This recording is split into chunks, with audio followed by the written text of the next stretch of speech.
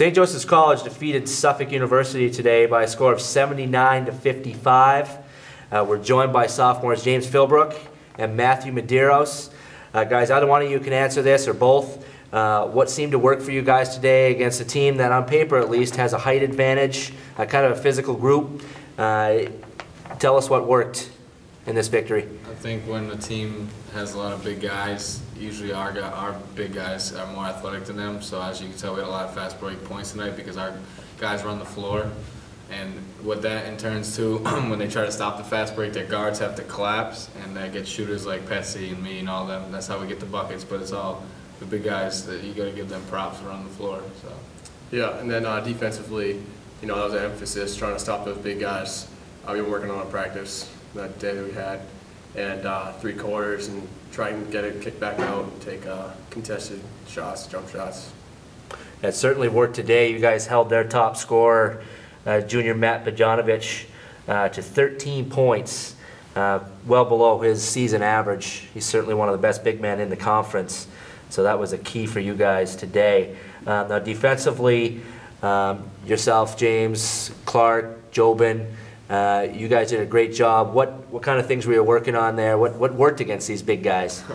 Well, we know his tendencies. He likes to go baseline, so we try to take that away. And then we try to just stop him from getting the ball in general.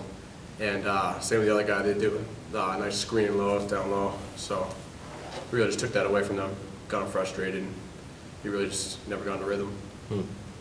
Now, once again, you guys, your bench impacted the game a lot. They had 35 points tonight. Talk about, once again, the importance of just having those players. I think it's important that if you have confidence in your bench, that when people on the bench are ready to go, as you can see, Bruno, he didn't play all game, comes in 3 minutes and he tries to dunk on someone.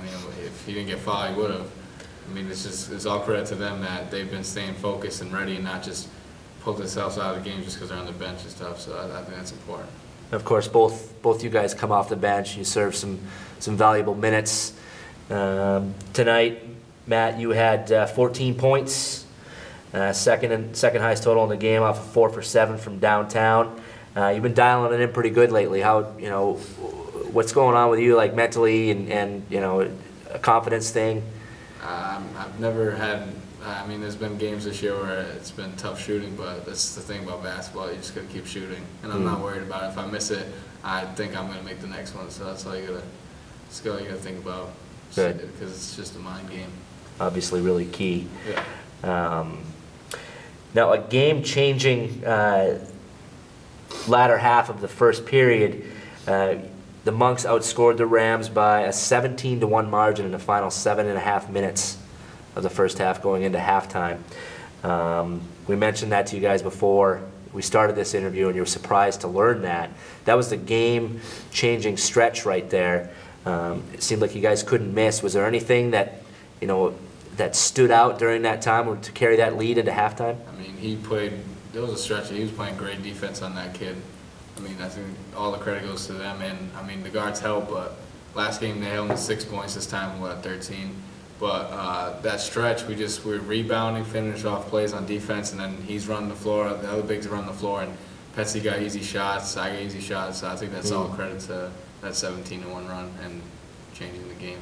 Now, talk about, you guys had 13 points off of fast breaks and a bunch of steals tonight. Talk about the importance of being able to get up in their face and get the ball and be able to bring it down to get a point. That's 17 steals. I mean, that's a big number. Yeah, I know Julio had 8. He just told us that he had 8 steals. I mean, he's all over the court. He's nifty. I mean, he'll pick your pocket real easy and stuff. So, I mean, and once there's a loose ball and these guys are out running, it's going to be tough to stop us. Yeah, that's pretty much what Coach tells us to do. Is big men just run down the floor, because then that collapses all the people, and then you got their guards, the shooters on like Maddie on the outside, and just hitting shots. And if they go to them, then we're open down low. So, Fill us in a little bit. You don't have to spill all the dirty secrets, but what happens in the locker room at halftime? Like today, up by 15, coming off a good run.